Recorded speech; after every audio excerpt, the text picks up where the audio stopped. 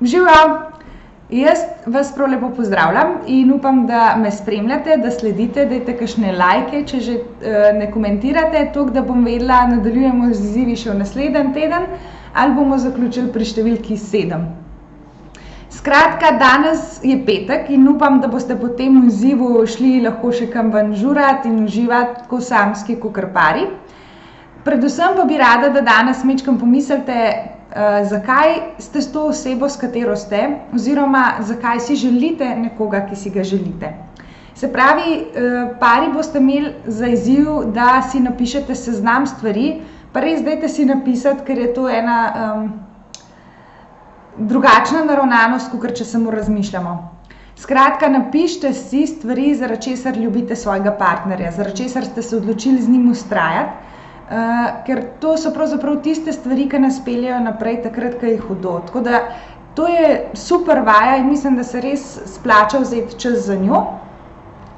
In dajte, če vam imate problem, najdete tudi mogoče kakšne vajine stare slike, takrat, ko ste začela, in obuditi spomin na to, zakaj ste se takrat zaljubili v to osebo. Saj ta zaljubljenost potem mine pa preraste v nekaj drugega, ampak kljub temu je fino vedeti ali pa se spomniti tudi to, v kaj smo se zaljubili in mogoče tudi raziskovati, kje so danes te stvari v tem človeku. Če je recimo bil vaš fant na začetku cel zgovoren, pol pa to sčasoma izgubil, je fino pogledati, a je res on izgubil to zgovornost, a sem jaz postala bolj imuna ali pa slepa na to njegovo zgovornost, ali pa mogoče bolj zahtevna, da želim, da govori točno te in te stvari, pa jih ne več.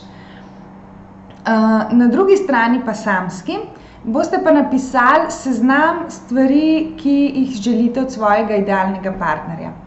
Zato, ker na terapijah srečujem čedalje več oseb, ki se spoznavajo ali pa zbližajo z nekom samo zato, ker čutijo, da je tam ta priložnost, da se z njim zbližajo in ne razmišljajo ali pa ne vključijo sploh svojih želja, svojih potreb, kaj si pravzaprav oni želijo, kaj oni sploh pričakujejo od neke osebe. Ni treba z nekom biti samo zato, ker je priložnost, ker smo osamljeni, ampak dajmo si postaviti nek standard, pa napisati neke stvari, nek seznam, kaj pravzaprav jaz želim, kaj pravzaprav jaz potrebujem. Verjetno tudi ne greste v trgovino kupiti ene superge ali pa za čez poletje neke gojzarje, če ne hodite v hribe. Verjetno je bolj smiselno iti kupiti gojzarje takrat, ko se boste začeli ukvarjati s pohodništvom in ko vam bo to nek interes v življenju.